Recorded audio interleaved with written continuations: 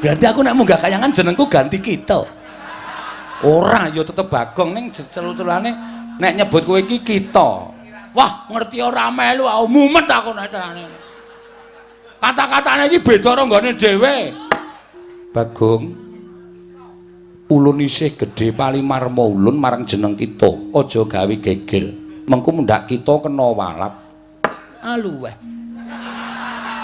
Kowe kuwi lho, kita. Jare Bathara Guru kok ulun. Iki ora rampung-rampung mung perkara cah mocap edhek siji iki. Ulun ki aku. Lah, berarti ulune loro to. Kae ya ulun iki ya ulun. Kitane mung aku tok.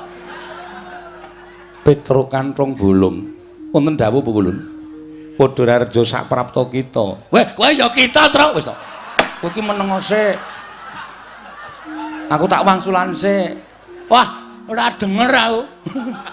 Ora denger piye, ora paham. Angel nang kene iki ditelusuri kata-katane iki angel. Wis wangsulan, Tru.